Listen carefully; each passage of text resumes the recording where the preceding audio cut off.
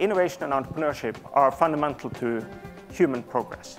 If you follow the best practices, you have a good chance of success. We can train you to have your ears and eyes open to opportunity. Good evening, everyone.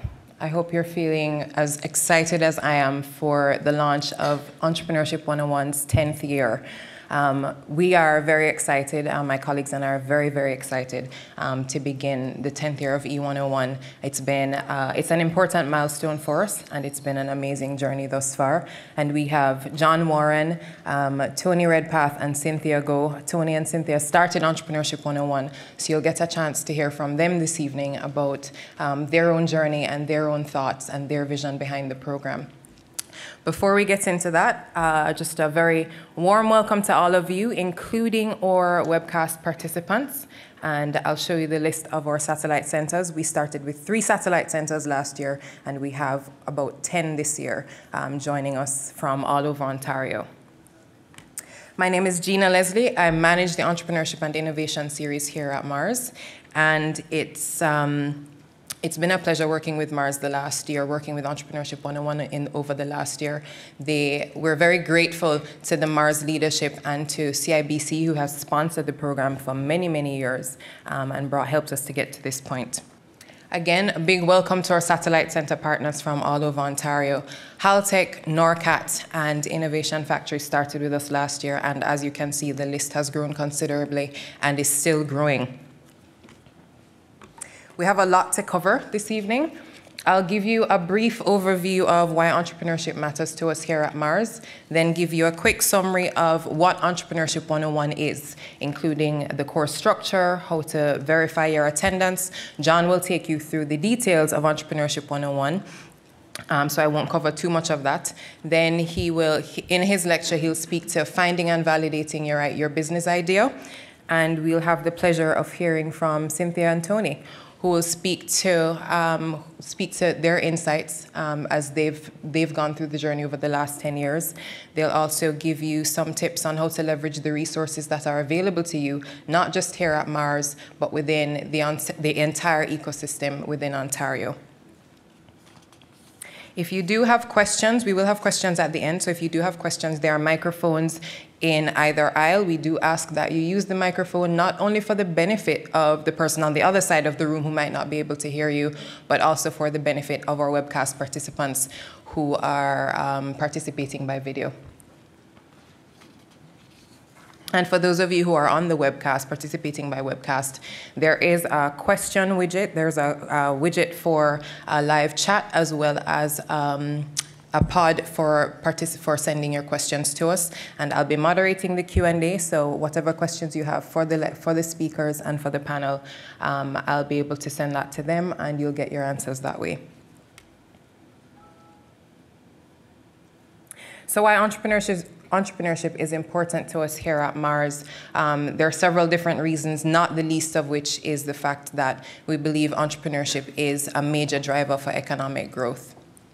And we believe that there's lots of potential in the room, potential for growing great companies. One of Mars' primary objectives is to do just that, to grow great companies and to provide you with the resources and the tools that you need to do that. And Entrepreneurship 101 is certainly one of the tools, as you can see, that we use in that respect. The course itself is built around a curriculum structured as a 30-week course that culminates in a business pitch competition. We have 23 lectures that are broken down across 5 modules, and Jon will speak to the modules a little later on during his lecture. We also have 2 mini-series within the program. One is the Lived It lectures, and the other is the Meet the Entrepreneurs panel discussion. The Lived It lectures we found to be very, very inspiring. We bring entrepreneurs in who are a little bit farther along in their journey, and they speak to you about their learnings, key insights that they've gone through over the last several years of their own experience. And it's a great opportunity not just to hear from someone who's gone through it, but to meet other entrepreneurs in this space. The Meet the Entrepreneurs panel discussion is very sector focused. It's a little bit longer than the lived it lectures, but it also gives you an opportunity to hear from entrepreneurs who are a bit earlier on. They tend to be early stage entrepreneurs. They are usually Mars clients as well. And it's a great opportunity to hear from your peers, because in many respects, they are not that far ahead of some of you. Some of you I know are probably in the beginnings of your own ventures. The Upstart competition, as I mentioned, is the culminating event for Entrepreneurship 101. And if you're keen on $15,000 in your pocket and about $20,000 in-kind services, this is a great way to start and a great way to end Entrepreneurship 101. You must participate in Entrepreneurship 101 at least 20 of the 30 lectures in order to be eligible for the Upstart competition. And it can be an early stage venture or just an idea. And it's grown, the competition itself has grown. Usually we have about 10 finalists. Last year we had 12, and we had, I think, 65 applications relative to 50 in the previous year. So it's growing significantly, and it's a really great experience.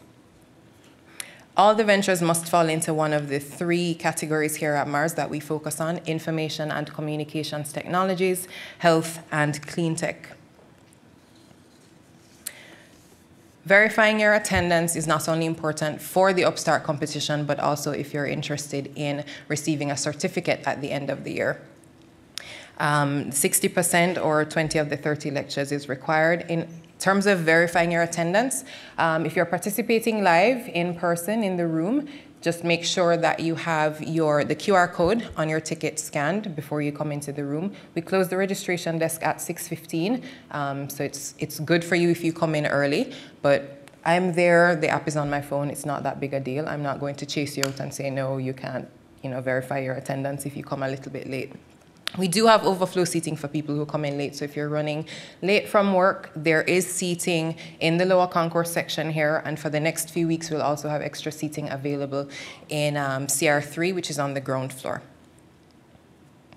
You can also participate by webcast, live or through the archive, and we track attendance that way. We do that automatically. So once you've registered through the webcast, all you have to do is log in for the subsequent lectures, and we'll be able to verify your attendance that way. And once you register for Entrepreneurship 101, you do it once, you don't have to do it again. We try to make it as painless as possible. So without further ado, I'd like to introduce our speaker for this evening, Jon Worren. I tried to fly through the introduction so that Jon had a bit more time for his lecture. Jon is an expert in technology-driven markets and entrepreneurial management. He provides hands-on workshops and educational resources for entrepreneurs and advisors at Mars and the regional innovation centers across Ontario. He also runs his own advisory firm, specializing in research, financing, and strategic growth in the clean tech industry. He has an MSc in Media and Communications from London School of Economics and an MSc in Business and Economics from the Norwegian School of Management. I have the pleasure of working with Jon because he's one of the members. He's on my team. He's part of the education team. So I'm very excited to see what he has to say. He's really, really smart. He's always ahead of the game, always thinking. And it's been a great learning opportunity working with him. So with that said, please join me in welcoming him to the podium.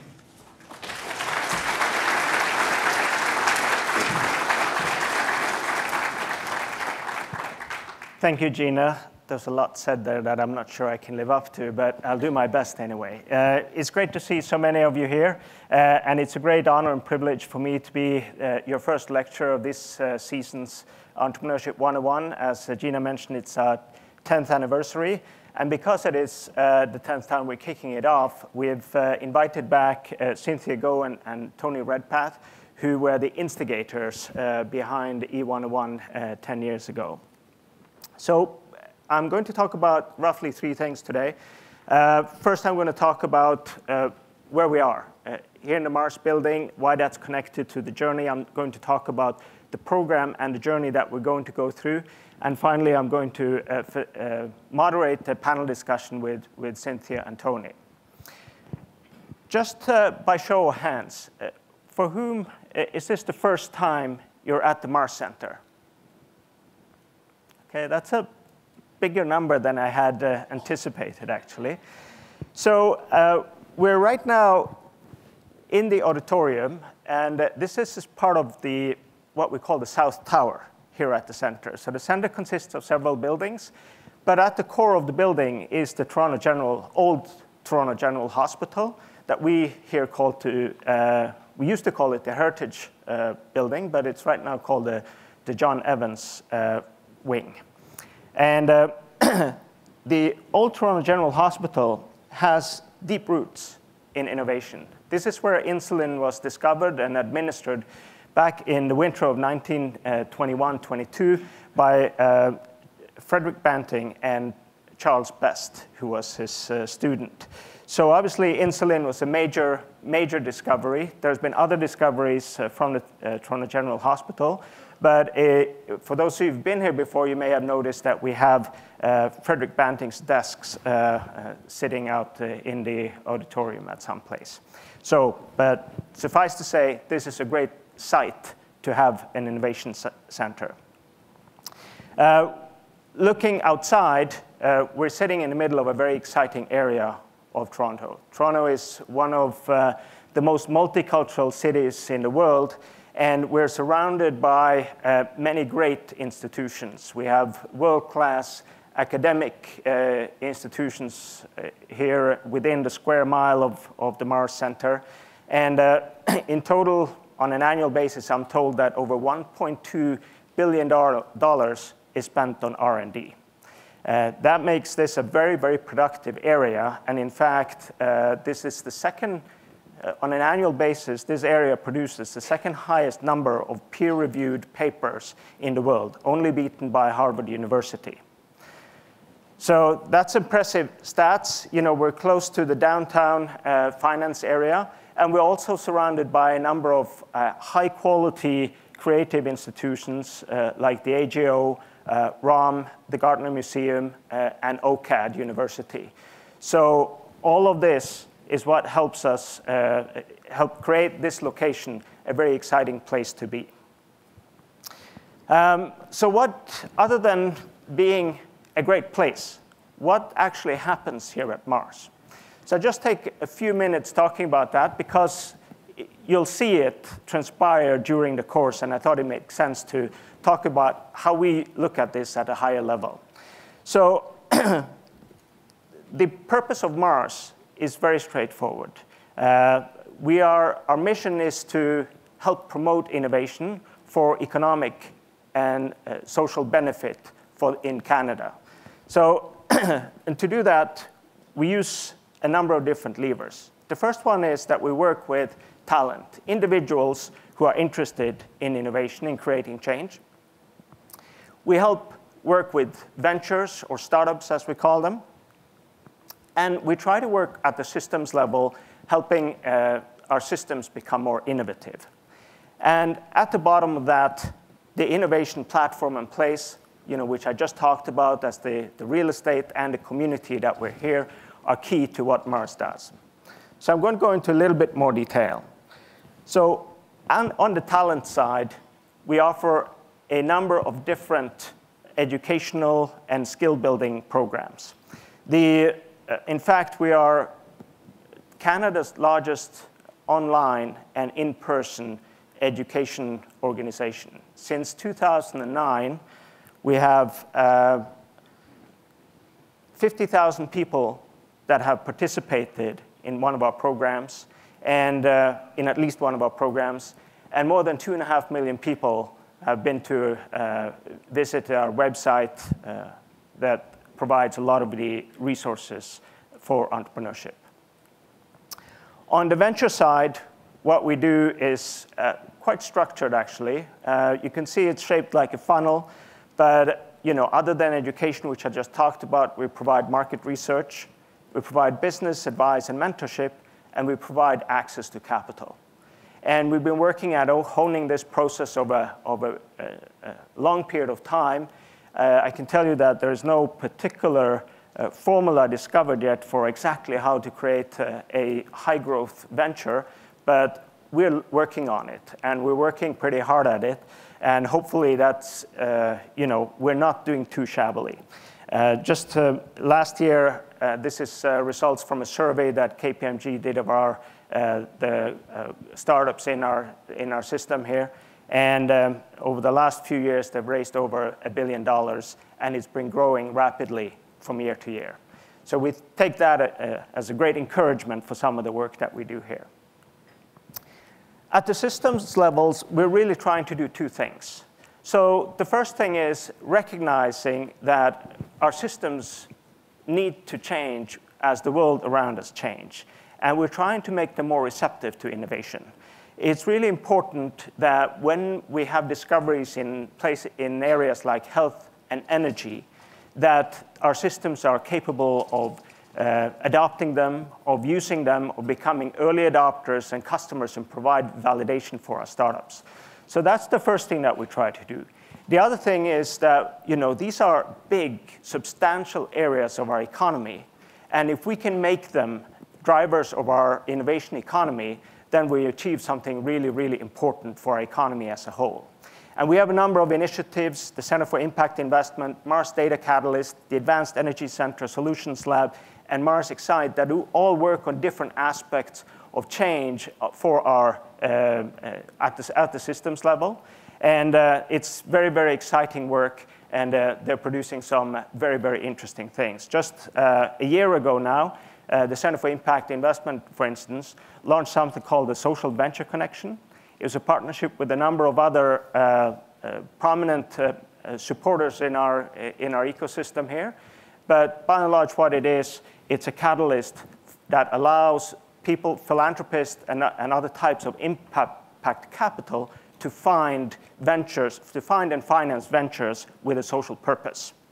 It's actually a quite innovative concept. There's nothing like it in North America, and it took a number of years and an enormous amount of work on the regulatory side to make it happen. But it's a very, very important change for all of those startups that come to us that has a social purpose. So that was just one example. There's a lot of other examples and a lot of what's been done. I encourage you to go to our website and check out the Mars Solutions Lab that works with systems change and, for instance, Mars Data Catalyst. All of them do very interesting work. And finally, the place we're right now is our fourth and strategic pillar. It continues to be very important for us to be able to have this place, to be able to build a community. And as I showed to you early on, where we're located means that we're able to gather people that are both adjacent to where we are, but also to provide a global address for Canadian innovation. This is where we want to make it happen. And this kind of innovation hub that we have here at Mars is unique in Canada, and we actually don't have many of it anywhere in the world at all. So it's an important role, and it's an important job for our economy, what we're doing here. So why is this important? Why do we keep talking about innovation so much? It sometimes can seem like we're overusing the word, and everybody's talking about it as important, and it's recognized. But the reality is that innovation and entrepreneurship are fundamental to human progress. And so ultimately, it has to do something with what we're leaving behind for the generations and how we create the world that we live in. So mastering innovation is really important. Unfortunately, Canadians aren't particularly good at it, and I'll talk a little bit about that later on. But we have recognized that by trying to build high-growth companies, those are the companies that eventually bring innovations to market, and they also create economic benefits such as jobs, that generate tax revenue, and by and large, those are the net contributors of jobs for our economy. So startups that can become high-growth firms is really what all of this is about. So let's talk about the word innovation a little bit and how it's defined, because it's important to understand what it means, and since I'll continue to refer to it throughout this lecture. fundamentally what it is, it's the implementation of a new product, a new process, or a new practice. And the key thing here is that it's not necessarily just about the invention itself. It is about the implementation. So somehow it has to make it to market. Moving on to entrepreneurship, which is the other word I'm going to be using a lot today. Entrepreneurship is defined as the pursuit of opportunity beyond resources controlled. So I like this way of looking at entrepreneurship because it tells us a lot. The pursuit tells us that there's some focus, there's some direction to what happens. Opportunity links this definition directly to the innovation definition, because innovation is what creates the opportunity. And beyond resources controlled is really the interesting part of entrepreneurship. It essentially means creating something where you don't have the ingredients to create it.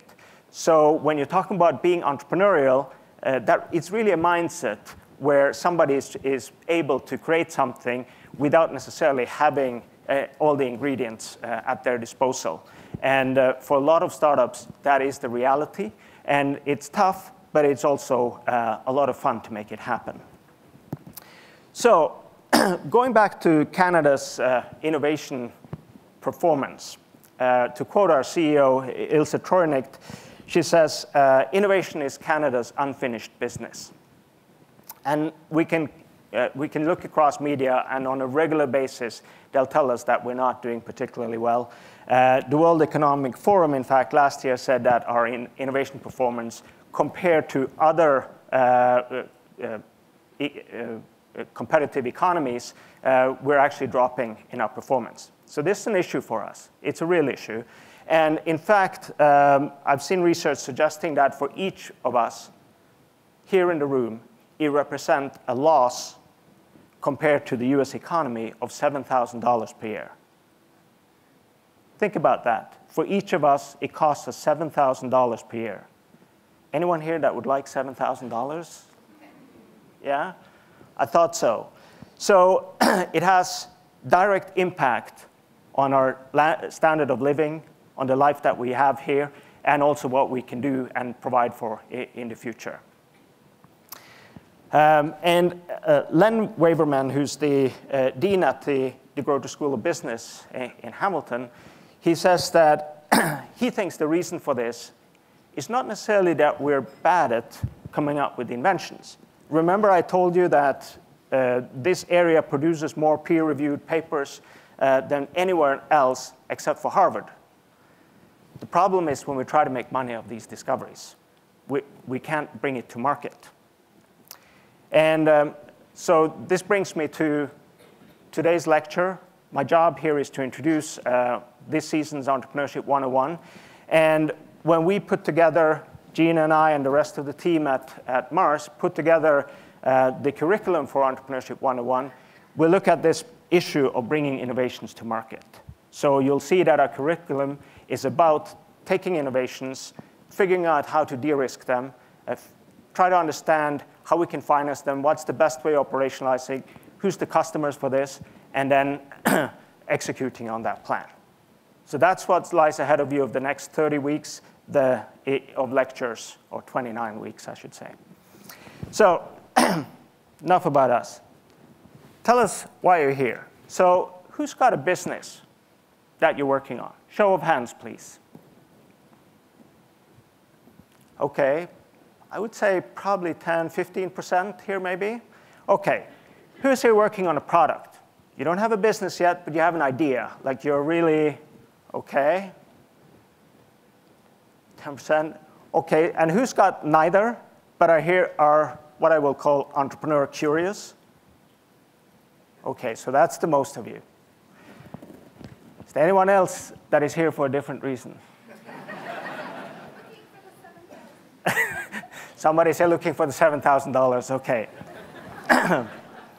It doesn't exist in this room, but we can tell you how to get there eventually. OK, thank you. So no matter where you are, Entrepreneurship 101 will have very useful material for you. I'm very confident of that. So we're looking forward to having you here for the next 29 weeks. And let me get into some of the things that we're going to offer you. First, I want to talk about, for those of you who don't have an idea, here are some ways that you can get one. So, and I'm going to just talk from my own experience. Like, this is how I get ideas, and this is how I find effective ways of I'm not a particularly creative person, I have to say. So I need input. I need lots of input before I can come up with ideas. So I read.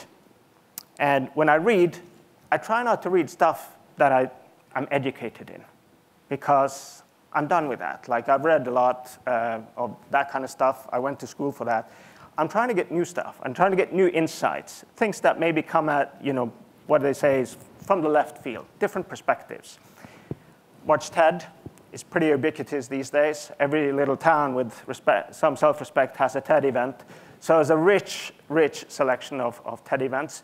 But they are at a relatively high level, and they're very well presented. So for me, watching TED is both entertaining on one side, but it's also educational. I read market research. I know that puts me in a particularly geeky section of our population. But market research, for me, tells a story of change. Whether I read a World Bank report or some sort of study by the International Energy Agency, there's something in there that I think is innately interesting. And if we don't have context for what we do, I think it's really difficult to come up with good ideas. But the best way for me is really to meet smart folks.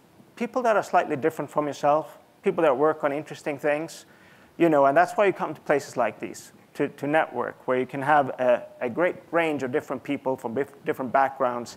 I encourage you to try to develop a network of people here, people that you can take a coffee with and just discuss the perspective on life and try to see if you share some common interest. Once you've acquired insights, though, you've got to slow down. And we had some discussions of here, what was actually what was the label we wanted to put on the process of slowing down.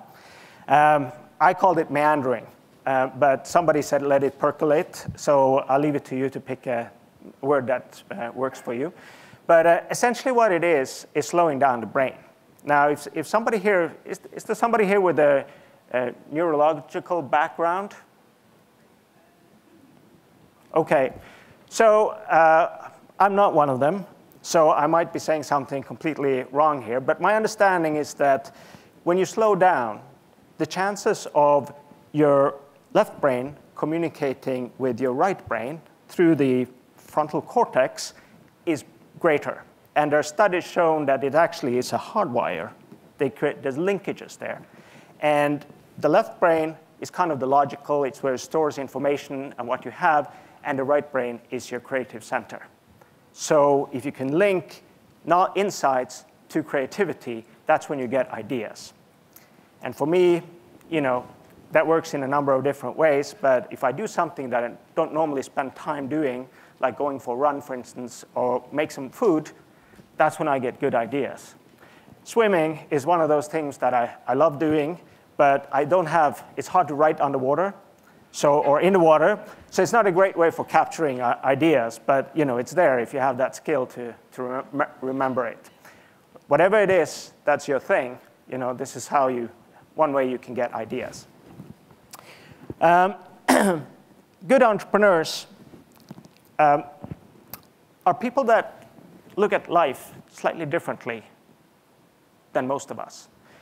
Where we may go about our lives not paying attention to an issue, they see an issue and they may be puzzled by what they see. They may see it as a problem, or they may see it as an opportunity for gain. In any way, they start obsessing about this problem and wonder why it's like this. And good entrepreneurs are motivated by problem solving. It's one of the things, if you're familiar with Daniel Pink and some of his works, he talks about the specific things that motivates entrepreneurs, and solving problems is one of them.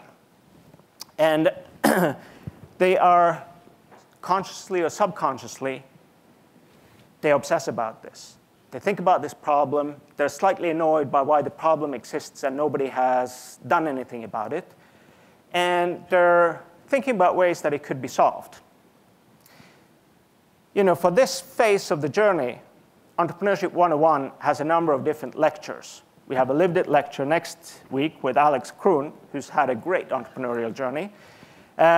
We talk about different types of entrepreneurship because not all puzzles, not all problems have a business as the natural solution. You can be an entrepreneur, but it doesn't necessarily mean that you create a business. You could create a movement.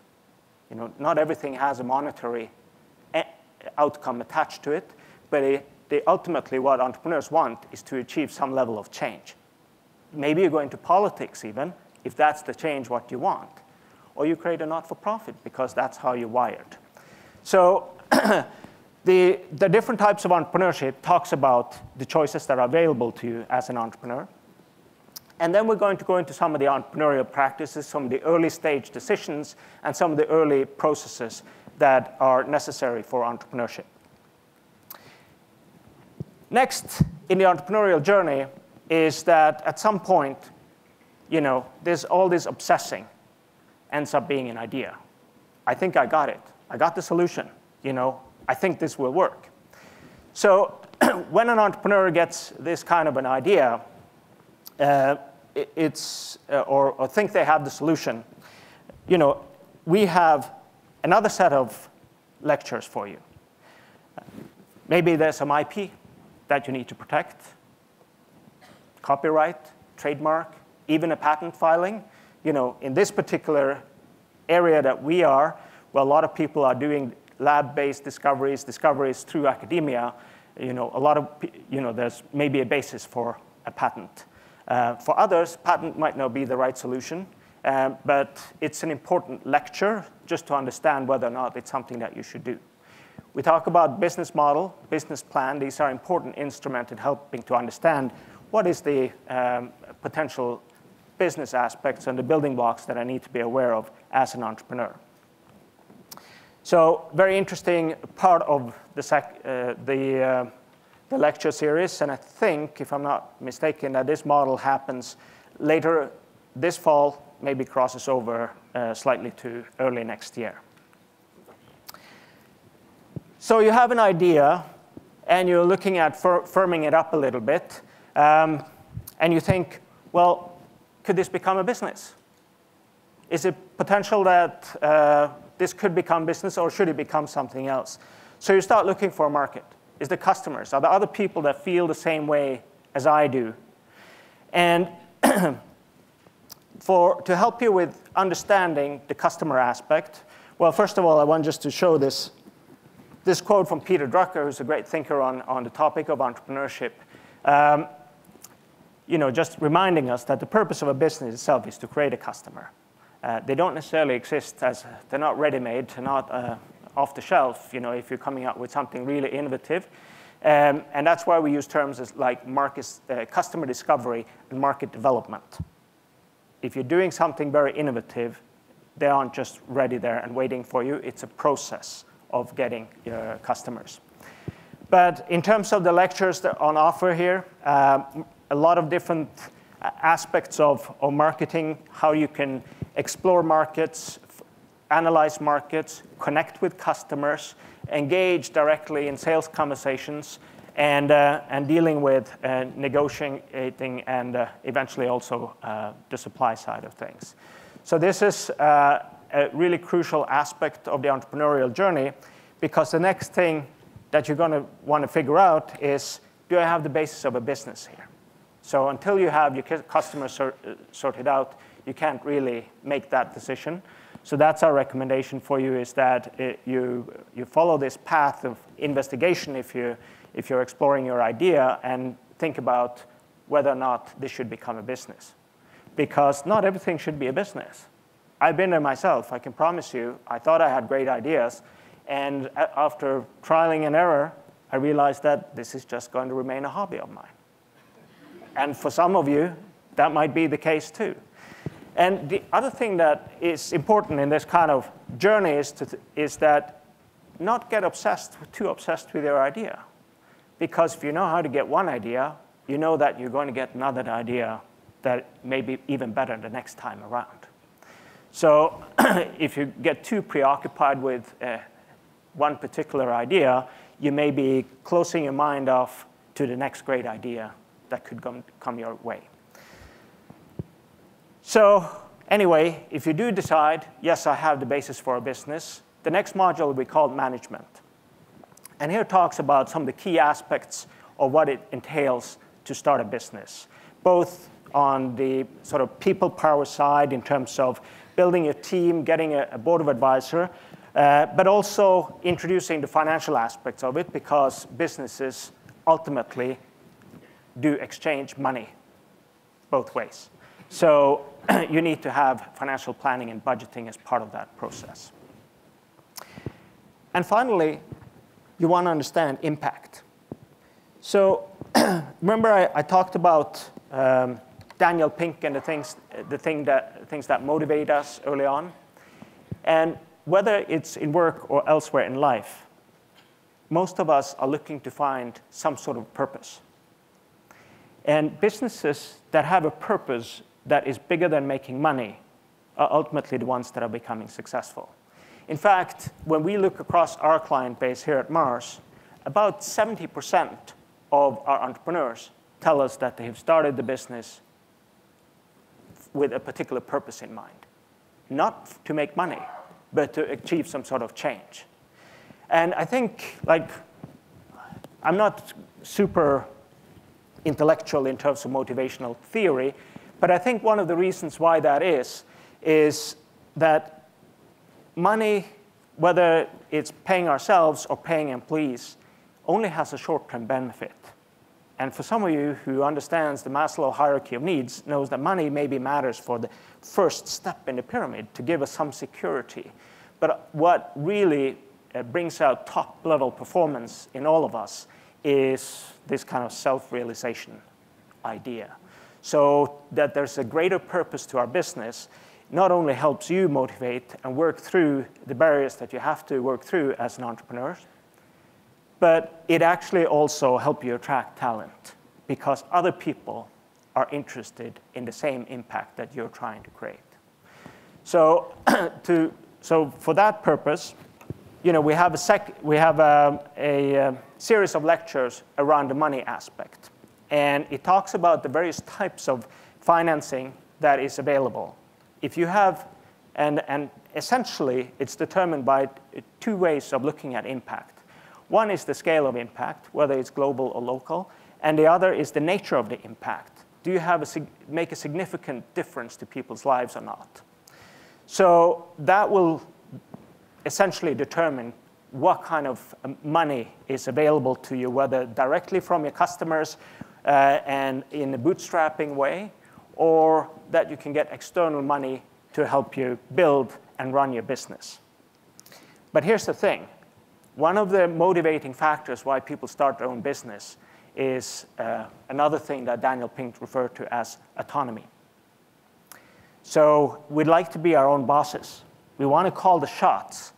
And when we call the shots, we see ourselves in the business, and we like that for a number of different reasons. The minute you take somebody else's money, you don't call the shots anymore. So this is a conversation that we have with a lot of our ventures when they come here and say, can you help us get financing? And we got to sit down and say, okay, are you sure you want financing?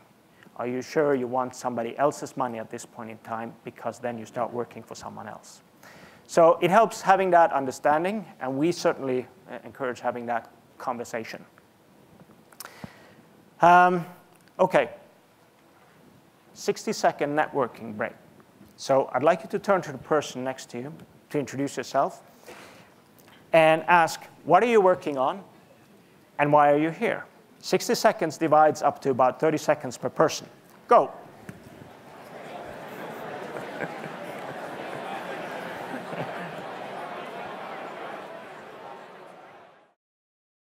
remember I said to you, one way of getting a good idea is to have a conversation with smart people. So I thought, OK, let's try to kickstart the conversations here. And also, we do want you to come here and get to know somebody that you didn't know before, but maybe you share an interest with. The next thing I want to talk about is something that everybody knows about entrepreneurship. And it might make you feel a little bit unsure if it's the right thing for you to do. So everyone knows that entrepreneurship is risky. And in fact, there are 4 different types of risk associated with starting a venture. The first one is technical risk. And the technical risk is simply, does your product, your solution, do what it's supposed to do? Does it actually solve the problem? And this is a very important question in some cases. For instance, if you work in the energy field and you're proposing either a new energy storage device, well, if it doesn't store energy very efficiently, then it's not worth the job, right? New medications, new diagnostics. If it doesn't diagnose well, then should you really be using it? So in some cases, technology validation is a really, really crucial point. A lot of internet businesses doesn't necessarily have the same kind of crucial element around technology validation. So the point of this risk is it might vary depending on the nature of your business. The next thing is financing. Is the type of money available to realize the business? Can you get access to it? There's actually a strong relationship between technical risk and the availability of money. There used to be more money, risk capital available for high technology risk ventures, but that is actually, unfortunately, not the case anymore. So there's high competition, and financing risk is a very tricky thing for a lot of ventures to deal with. Often we find that government sources and other sources of financing are stepping in to plug that gap at the moment. Demand risk means are there customers out there? People that are interested in this technology and are willing to pay and have the ability to pay. Finally, execution risk. Do we have the ability, the skills, and the organizational structure to build a business here, to pull off the plan, essentially? So while all of this are looked at as risks, sort of begs the questions, are entrepreneurs risk junkies? No, they're not. The research that we've come across actually shows that entrepreneurs are well aware of the risks that are out there and associated with entrepreneurship, and they actually just understand well how to manage them. So if you're feeling uncomfortable with this, one of the things that I'm going to talk about now is how we actually help some of our startups manage the risk associated with starting that business. There's one thing that we know for sure is that when you start a business, not everything goes according to plan. And being able to absorb whatever punches are thrown your way, literally, and kind of keep going is a really important aspect of being an entrepreneur. And the ability to absorb and to change happens in somewhat of an iterative process. Some people refer to this as the lean startup approach. You may be familiar with it. And this will be covered in great detail as we progress through Entrepreneurship 101. But fundamentally, it works like this. So you have an idea. And a lot of your thoughts around that idea and whether it could become a business or not are simply assumptions. You think there are customers out there, but you're not entirely sure. You think they'll pay $100 for your product, but you don't know. You think you can get distribution, but maybe not. So there's a lot of things that may impact the ability to create a business on the basis of your idea that you actually don't know. So what we are suggesting as a process is figuring out which ones are most important for you for this as a business, and then test them. And a lot of the time, what we're spending in the workshops that we run here and our advisors are working with our startups on is, how do you test it? What's a low-risk, high-impact way of testing this? Finding out quickly and efficiently whether or not my assumptions are right or not. And then measure what kind of feedback we're getting, and then take a step back and say, well, did what we thought was true, did it actually turn out to be true or not? And if not, what do you do? That's the key thing. Do you actually have the presence of mind to make the adjustments and maybe go out and test it again? So in this process of iteration that we're suggesting here, it is about de-risking your venture. We're trying to move from operating in a world of uncertainty to knowing more about the marketplace, about the business, about the technology that we're working with here. So by de-risking it, we're getting closer to understanding how to execute, by making it financeable, by lowering the technology risk, that we have the right types of technology. And we're suggesting to all of you that don't overinvest in infrastructure, a big team, or in your product until you've actually gone out and investigated some of these things. That's how you keep your own personal risk at an acceptable level. Now, at the final point here where you make a decision whether to go, where to stop, or to iterate, it might be really helpful to have a partner or an advisor you can work with, because this is about challenging yourself. And sometimes it's useful to have somebody there to keep us honest. It can be really hard sometimes if we're very committed to an idea and believe that it's a really good idea to make the changes that are required. I've been there myself. I know how gut-wrenching it can be sometimes to admit that some of the thoughts that you had initially were wrong. And it's in that process very helpful if you're given somebody license to keep you honest and say, okay, are you really being honest with yourself at this point in time? So, but this iterative process here is quite interesting because it sort of makes it look like entrepreneurship can be available to a lot more of us. And it came out of an interesting book called The 4 Steps to the Epiphany, written by Steve Blank. Steve Blank has his own blog called steveblank.com.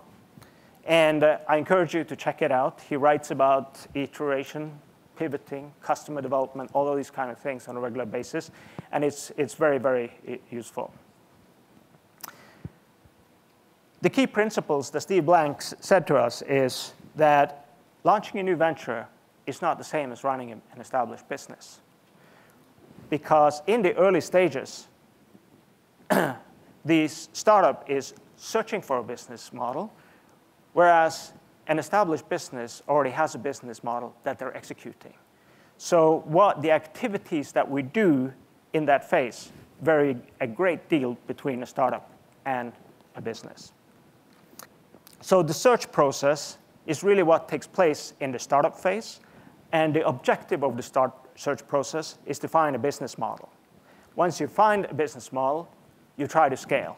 That's when you get financing. That's when you build the organization and your team. And at that point, you've de-risked your venture quite a lot because you know a lot of things about how you can make money. There are typically 3 stages of the search process. So the first one is you try to validate whether other people see the world the way you do, that they experience the problem, that there is in fact a customer problem, and that they validate that the problem is big enough for them to actually pay to have it solved. Otherwise, they won't become customers. The second one is to test whether your idea for a product or a solution is actually what your customers would think of as a good solution, whether they actually like it or not. And once you have those 2 measures figured out, you go for a business model. So then you try to figure out, okay, how can I make money of this? That's essentially what the business model is answering for you, is how do you make money of it, and what are the key pieces that need to be in place to make that happen. So if I can summarize real quickly, the startup phase, you start with an idea. It's based on assumptions. You try to validate your problem first. Once you have a validated problem, you try to validate your solution. Once you validate your solution, you move on to testing a business model. That's, in a nutshell, what it's like to start a business. And if you follow that process, the risk associated with starting a business becomes quite manageable at each stage. But before you get too sucked in, I came across this quote here, and I have to look up the name here. A woman called Meg Hirschberg. She writes a column for Inc. magazine. And she's not an entrepreneur, but she's married to one. And in the column, she writes about what it's like to be married to an entrepreneur. Now, she has worked in the enterprise. You may be familiar with it, Stony Creek. They're kind of a yogurt dairy type business. So she said, you know, the advice she's giving to other people that are thinking about entrepreneurship is, that's great, it's wonderful. You know, entrepreneurship has so many attractive qualities to it. I'd recommend everybody to try it. But I also suggest that you have a conversation before that you reflect about what becoming an entrepreneur means to you, especially if you have a family. You know, entrepreneurship tends to be all-encompassing. At times, you work flat out, and it consumes both your mental cycles and all the time you have available. So how is that impacting your life? Are you going to be able to spend enough time with your kids or your partner? And are you going to be able to manage the household, go on vacations, do the things that you really want to do? The other thing she says is talk about money, and she uses this great phrase, cut bait. So essentially, okay, when is enough enough? When have you put enough resources in and admit that, okay, I'm at the end, this is it. What happens then? What do you do? You don't start out thinking about it. I know that because I've started enough business myself. You never start thinking that, well, if it doesn't work out, here's what I'm going to do. No, no, no. You talk about what happens if you're successful, but never what if it doesn't work out. And you know, the reality is that a lot of businesses never make it past the 5th anniversary. I think it's something like 75, 85% businesses never make it past the 5th anniversary. So have the conversation, understand at what point you have to walk away because you know, this is what you set out to do. And what about the end game? What happens if you are really successful? What are you going to do? There's money coming your way. You know, you and your partners, are you going to keep reinvesting? Are you going to get big, acquire other companies? Do you want to get paid out so you have some personal wealth coming out of it? Like, what's the deal here? Entrepreneurs, by default, want to continue to build a business. When you're in the middle of this, when you're an entrepreneur, you have a long list of potential acquisitions and potential investments you want to make. So believe me, when the money comes in, you know where it's going to go. But maybe your spouse feels differently. New kitchen, you know, new car. You know, there could be a whole bunch of different things that they want from this. Nevertheless, you know, there's a lot of benefits to entrepreneurship. And the most important one, for me anyway, is that it does something to you as a person. You get to apply yourself, and you get to try something. You're going to fail at times, but that's how you learn. And it's that makes entrepreneurship attractive to me. The other things that come out of it are side benefits. You may end up creating some wealth. You may impact other people's life. You hire them. You give them jobs and a career, and that's huge. It's a source of pride, and it's a very important thing to do in our society today, to give other people jobs and help them with their careers. And finally, you make something happen. You may have impact beyond just that in the society, and obviously, that's fantastic if you can make that happen. But in any case, I hope that you have the courage to consider entrepreneurship, and at the very least that you follow us through the next 29 weeks in this process. Now, I'd like to welcome Tony and Cynthia up here, and we'll talk about the origins of entrepreneurship. Cynthia Go is the professor at the Department of Chemistry, the Institute of Medical Science, and the Monk School of Global Affairs.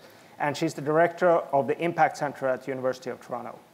And she's been instrumental in a number of different ventures, in addition to, obviously, the most important thing, which is that she had the original idea of Entrepreneurship 101. Cynthia, maybe you can tell us a little bit what some of the ventures that you've been involved with over the years? Well, at the beginning, I was a research scientist only. And then one day, I basically thought, Well, my papers are great, they're being read, but not by the people who are making things happen. So I decided I might as well do it myself. And that's when I started a venture that's with regards to medical diagnostics. That's Excella Biosensors, Inc., and that's where I met Tony, way back when. The second company that we established is a company in nanotechnology, or it started as a platform for nanotechnology, but now we're engaged in eco-friendly delivery of pesticides. And we have 4 other companies from my research lab since then. Fantastic. It's great to see an academic that is so involved in entrepreneurship. I can promise you, if we could clone Cynthia, I don't know if you've been worked on that, but we wouldn't need to be here. Like everything would be sorted out, and you know, we'd all be busy working for one of our interesting companies. You know, if you consider that Entrepreneurship 101 is actually an entrepreneurial work that Tony and I did 10 years ago, this is probably one of our most successful entrepreneurial endeavor.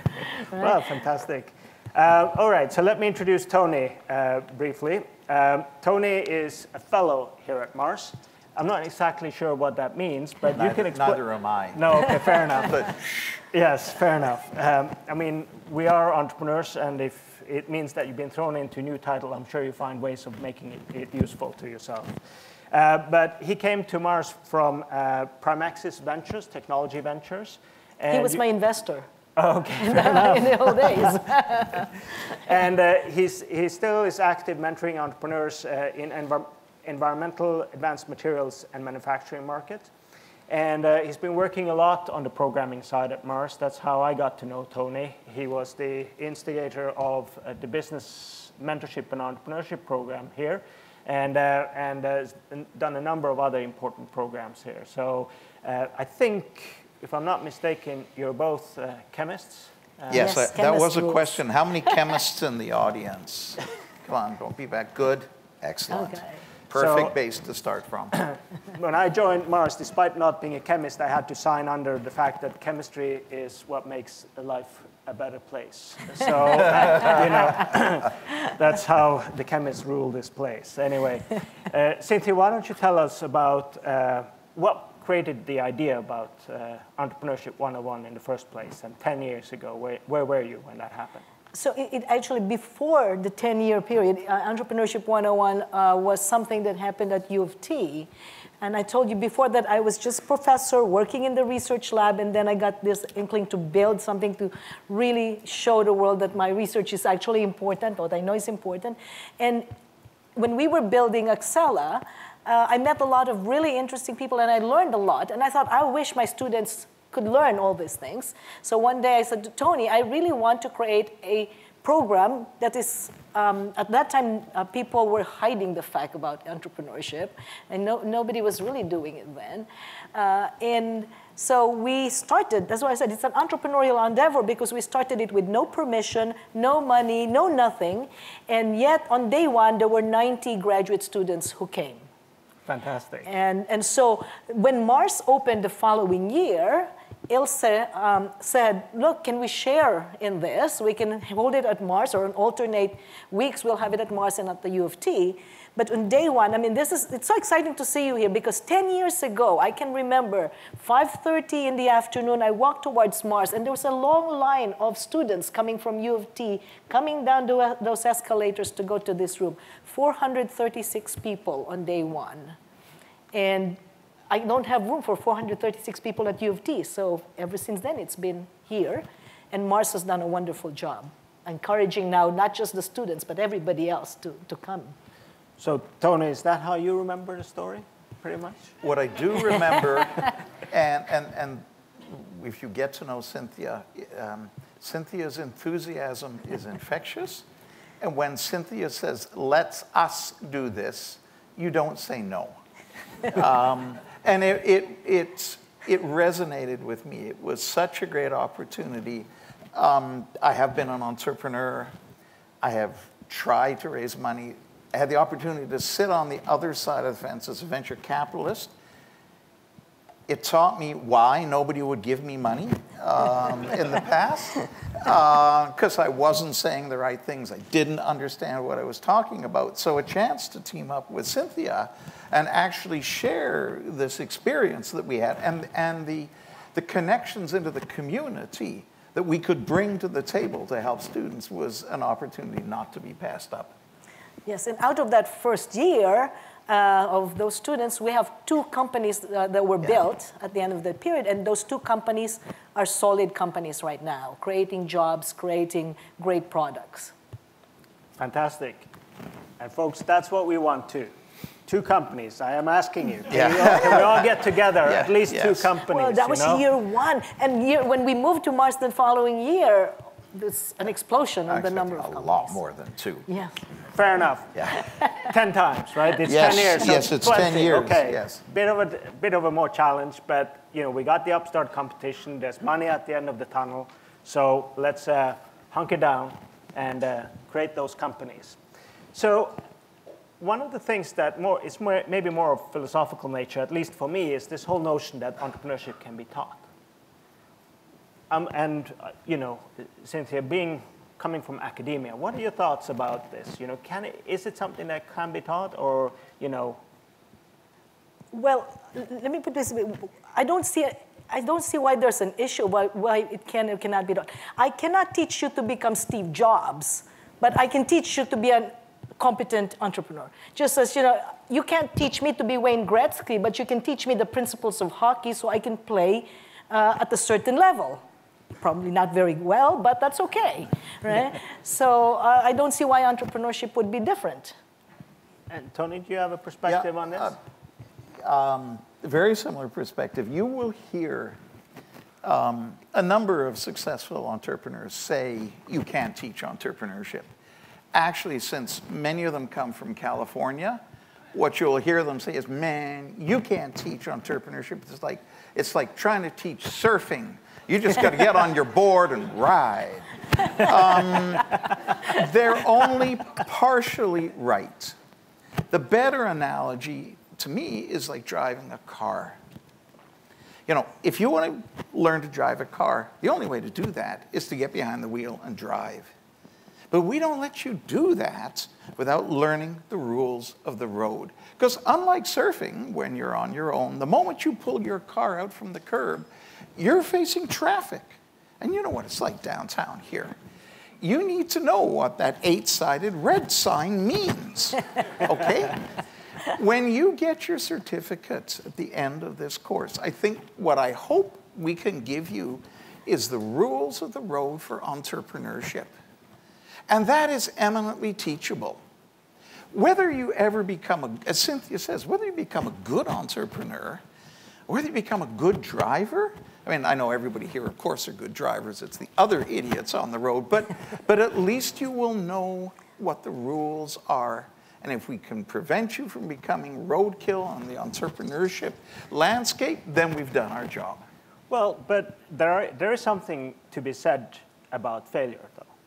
I mean, there are a lot of fender benders, yes. Fender benders, okay. Not but yes, you learn from failure. Yes, sure. I mean, this is one of the things about starting a company is if it's new and innovative, it hasn't been done before.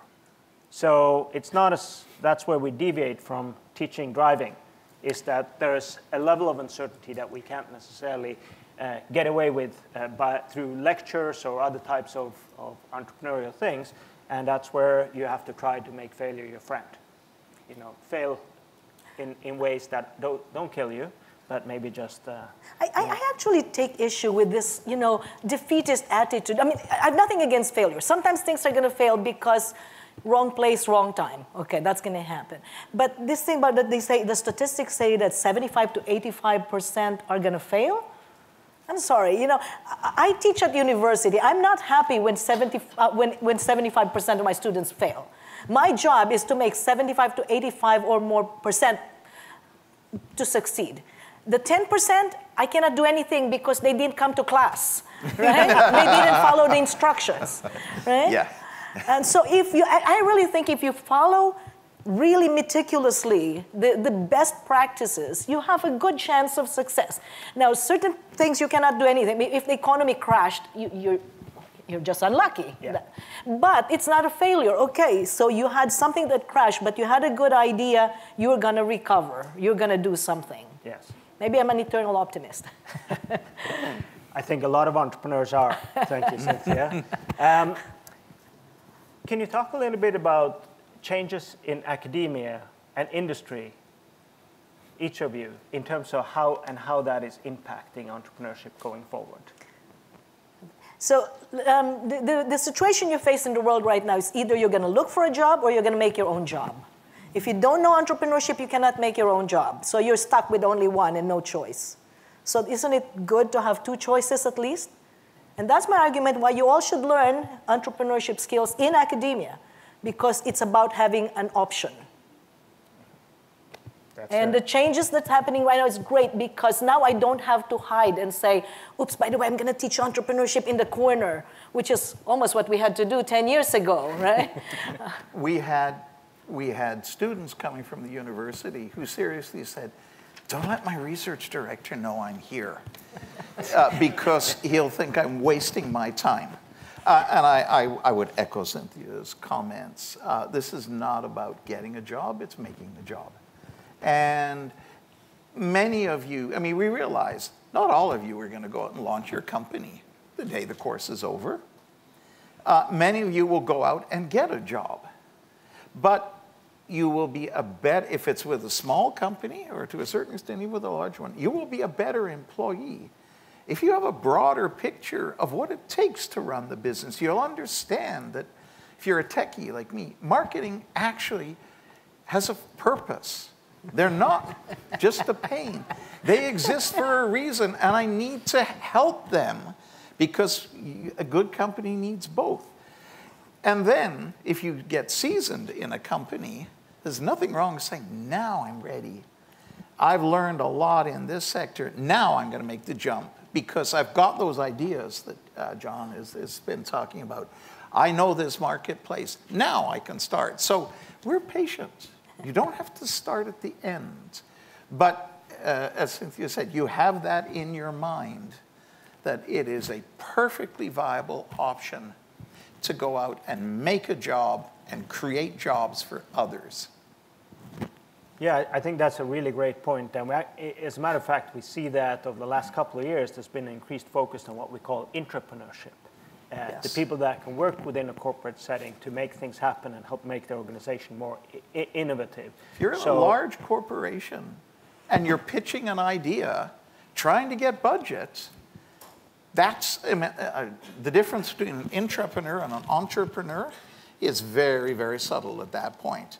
You're selling a business plan, you're talking about markets, return on that investment, fighting for resources. It's just done within the confines of an organization as to outside. There are differences, but there are an awful lot of similarities, and I hope that what we teach here gives you the tools to do that job wherever you are.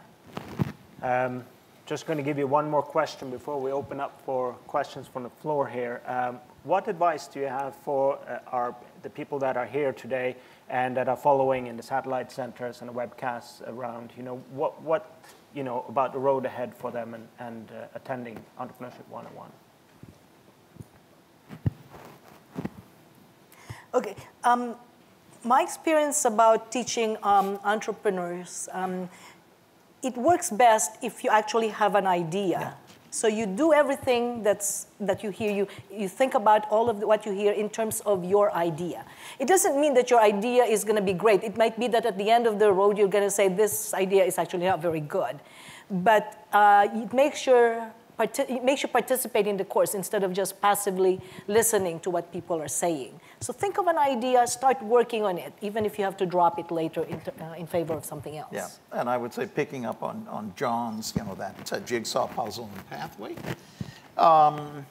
Hopefully we can train you to have your ears and eyes open to opportunity. Like many things in life, it's better when we stop talking and start listening. You need to be listening. When someone says, geez, in frustration, I wish someone would invent this, you should be saying market opportunity. Yes. Right? That's Because right. they have just said there is a need there. And in your reflective time, you're sitting there and say, that was Aunt Gertie. She's the only person in the world who has that need. Or say, you know, there's a lot of people that might need that. That's a lens that you bring as an entrepreneur, always listening for opportunities out there, and then saying, okay, let me examine this. And as you go through with a lot of the tools that we'll be talking about, they fall off. I can't, there's no technical solution. But you're always populating your mind with those bright baubles. And quiet, once you bring them out, you examine them. And so if you've got one of those, even if it's the best one in the world, as you're sitting here, find something to bring it in and always use what you're listening to and apply it to that idea and say, does that make the idea sound better or worse? Perfect. Thank you so much. And let's give a big hand to Cynthia and Tony for joining us here.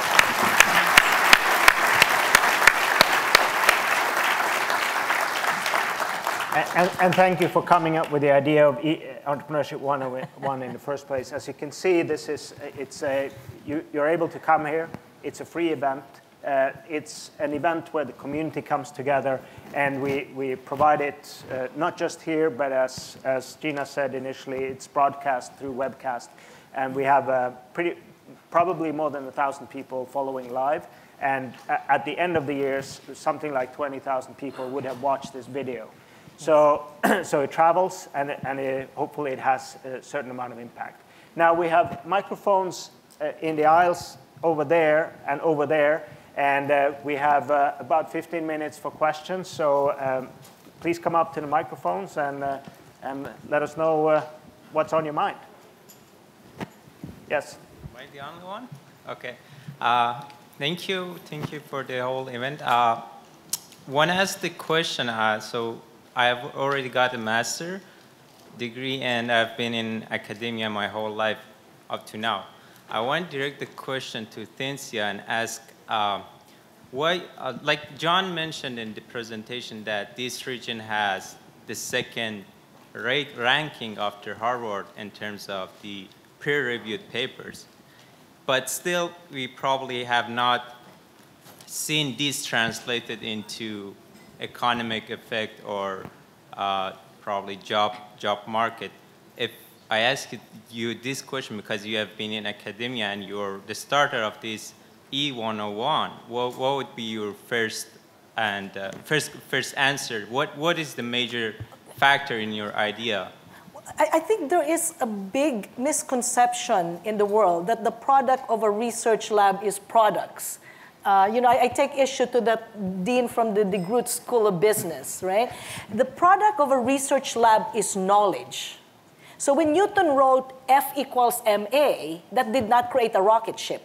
Somebody has to have read that, thought about it, look at what the world needs, build what the world needs. And that's what's missing. We're not training these people who have the good technical skills or at least good interest in progress of research and knowledge and a knowledge of the market.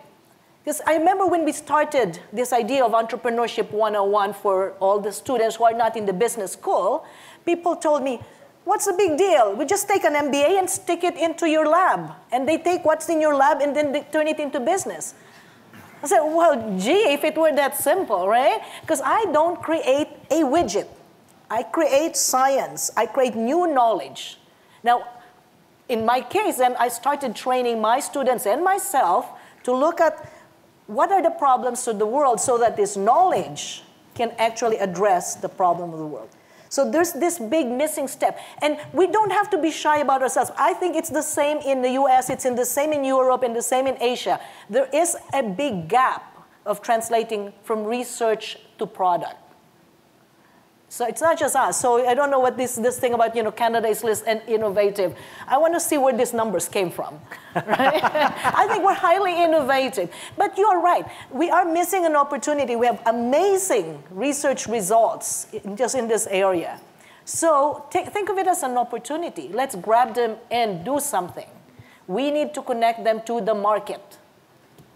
Thank you. Thank you. Over here, please. Hi, my name's KJ. Before today, I would have never thought that entrepreneurship might be something that I'm interested in, simply because I was always really focused on getting a job and, what I wanted to do was get a job and get a job in this sector or what have you. And I was brought here today by one of my friends, and after sitting and listening, I'm realizing that there are a lot of things and methods and lessons in entrepreneurship that I feel don't just apply to, I'm starting a business, so I need to know how to do this and that and the other. And I'm just wondering, it looks like there's a lot of skills that you can take and a lot of skills and lessons that you could take from this course that you can just apply to everyday life. And I'm just wondering, which of those skills do you apply, do either three of you apply in your everyday life? Well, my first question is, Gina, how much did you pay for that question? That's a brilliant question. Thank you. You know, Emerson said, not the fact avails, but the use you make of it.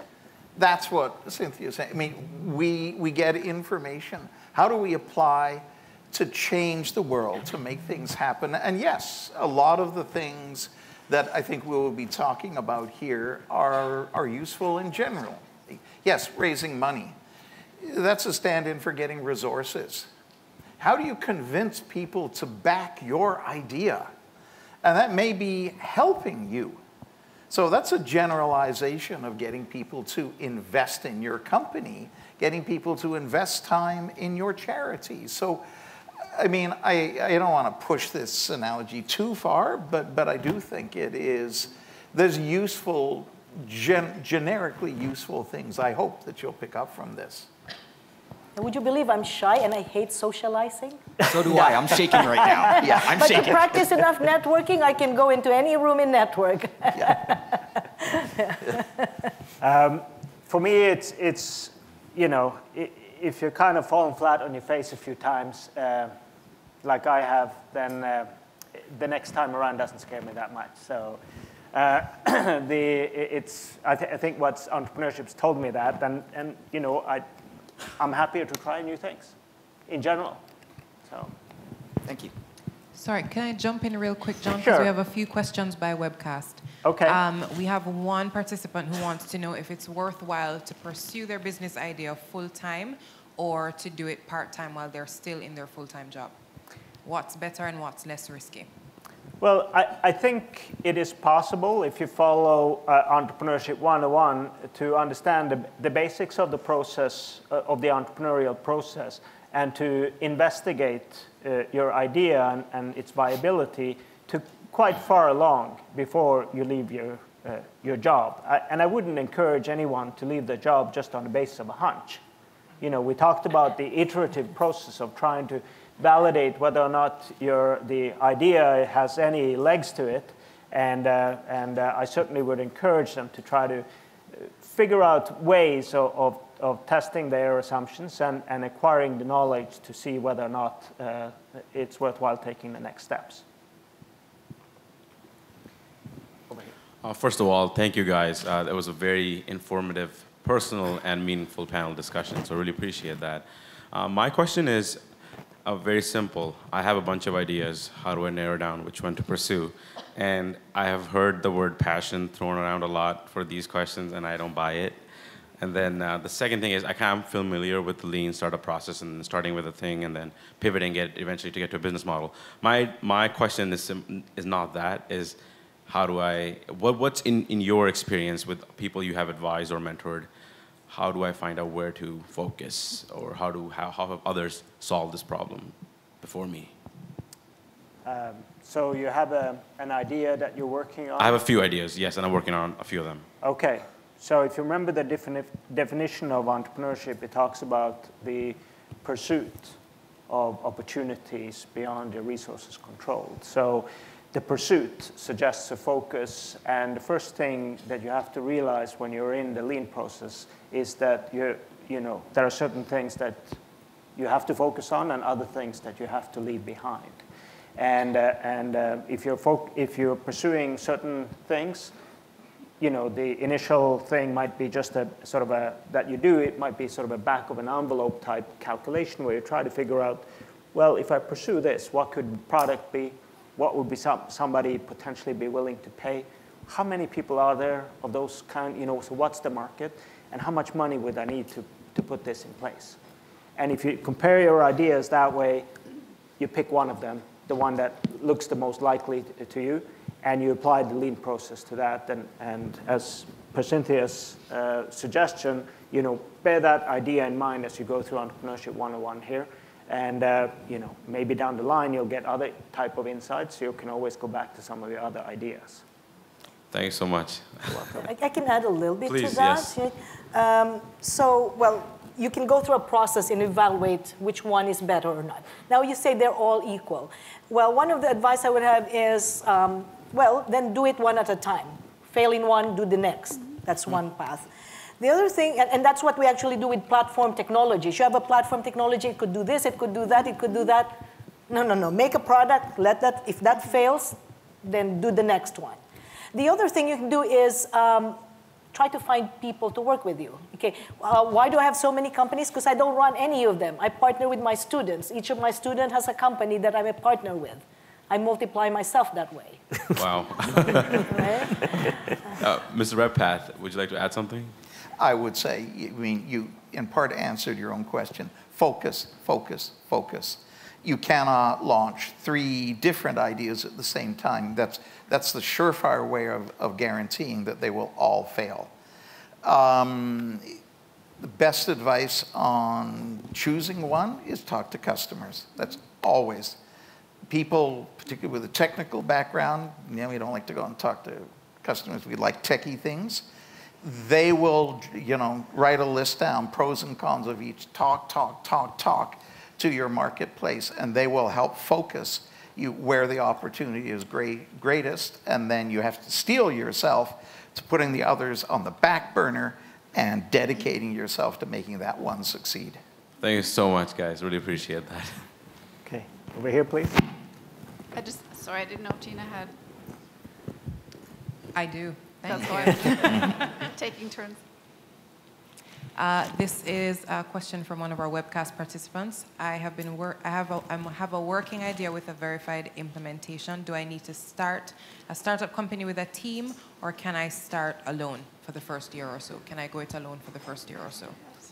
Well, I have a very short answer to that, and that is I don't know any investors that invest in individuals. Today, investors look for teams that can execute, because investing in individuals as such is simply deemed too risky. So, and the other thing is that, and one of the reasons why investors are more comforted by teams is that they know that then they're looking at a founder who has the ability to persuade others to join in their vision, to share in that vision, and that in terms down the line translates into customers. So to see that there's a team put in place of capable people, and I'd like to encourage that person who submitted this question to aim high when they're building that team, because that reflects on who they are as well. So I think that would be as short as answer I can give on that one. But I'd say it depends on your idea, right? Maybe you don't want any investors. Maybe you really have something that one person can do. So that's hard to answer without knowing really what you're trying to establish. Yeah, I think that's true. For sure. If they can do it themselves, go ahead. My turn, alrighty. Firstly, thank you so much for what you do. This is my husband's and my 4th E101 term, and actually about 12.5 of our colleagues have followed us. So you're having more impact than you think you know by just touching one of us. You've touched a whole string of us. Alrighty, here's my question, and though I don't know that you can answer it now, but I'd love to hear answers maybe over time if you can't answer it now. We just got over a provincial election, so nothing I can do about that, but we're facing a municipal elections and we're facing a federal election. You talked about that we are lagging behind others in entrepreneurship and innovation. What can we do politically to help nudge those who need the nudge to help us do what we want to do, to make our milieu or our environment more supportive of entrepreneurs. Thank you. It's tricky. I think most entrepreneurs make for crappy politicians, you know, but yes. Tony, you know, you're not much that more we take office, but I mean, what can we say? What can we ask? What can we write? What can we do? What can we, you know? I would say right now, entrepreneurship, innovation are really hot, lots of attention. We need to keep that focus there. Okay. We need to help educate. I don't know how dangerous I will put it this way. The city of Toronto, at its political level in the past 4 years, has not exactly shown a great deal of leadership on the innovation file compared to other cities around the world. We call ourselves a global city. I would love to get innovation and more strongly on the city agenda. I think, again, this is me speaking. This is not Mars speaking. It is reasonably well ensconced provincially. Okay. Yeah. There is a Ministry of Research and Innovation, which right. has to tell you something. And the ONE as well exists. Yes. Federally, there are some good initiatives. What we need as voters to do is to reward those initiatives. Right? Politicians are all about being personally rewarded with your votes. We need to, as a group, say this is important, this is good stuff. Yes, because entrepreneurs are never going to go into politics. The personalities are totally different, I think.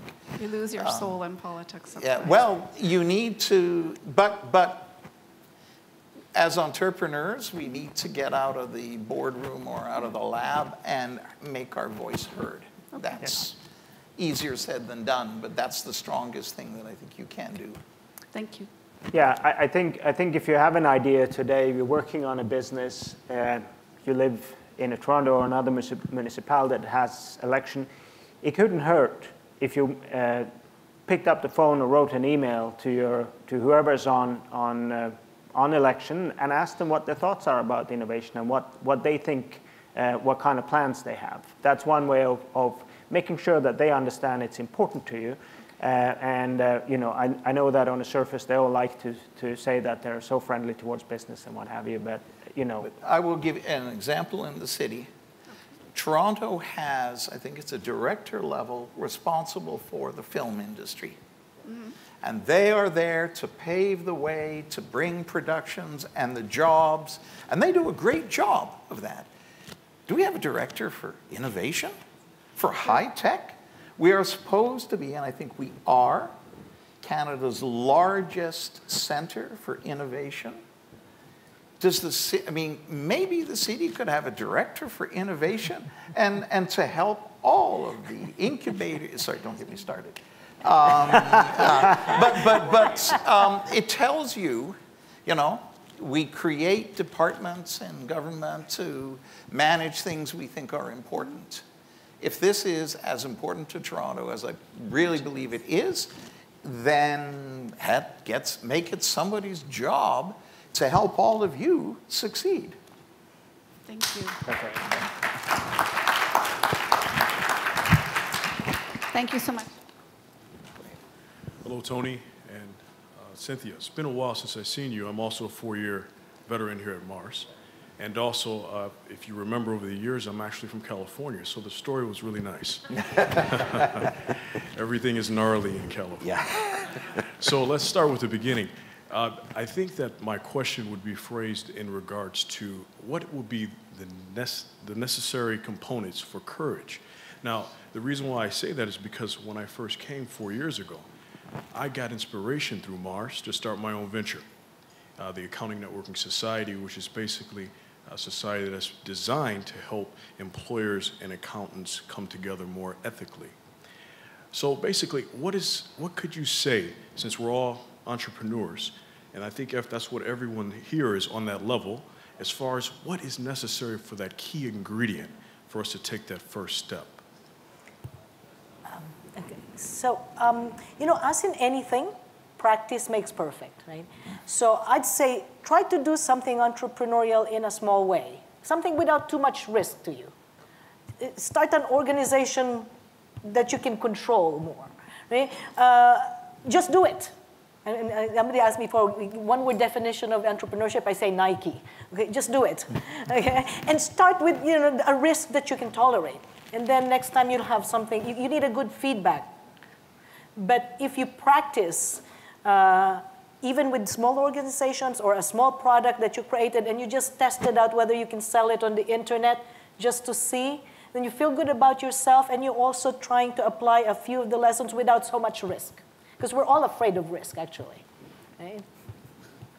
Now, I would echo that. That's one of the things we try to coach people is don't try to make it perfect.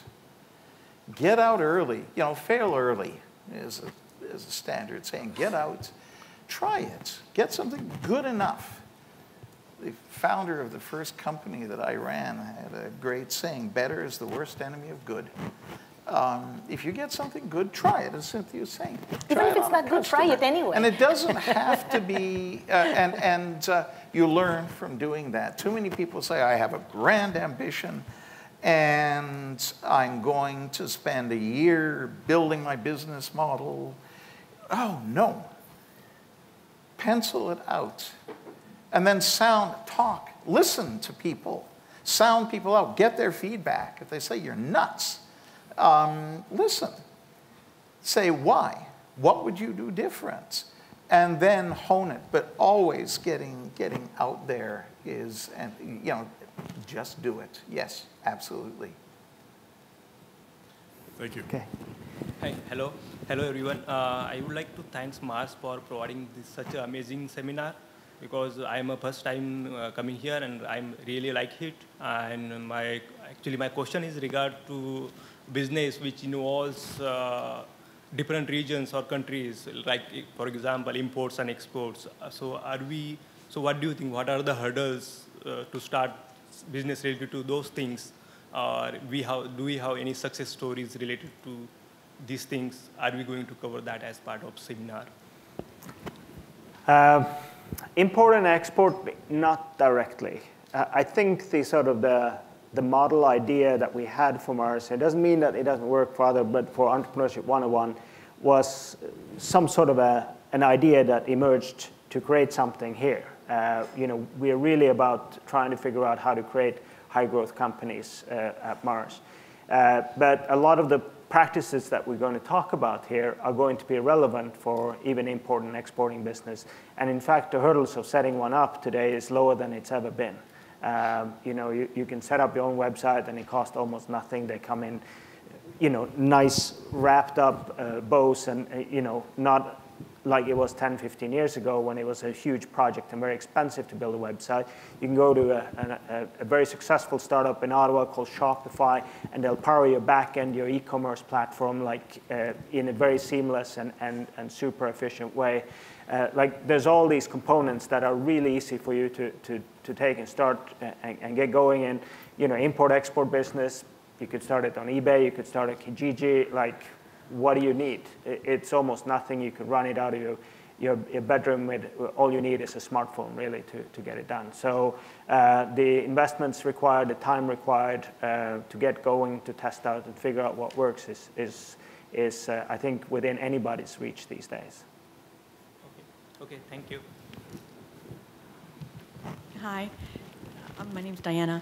I just want to say a couple of things. One, I have to applaud you all for taking the time and want to teach others.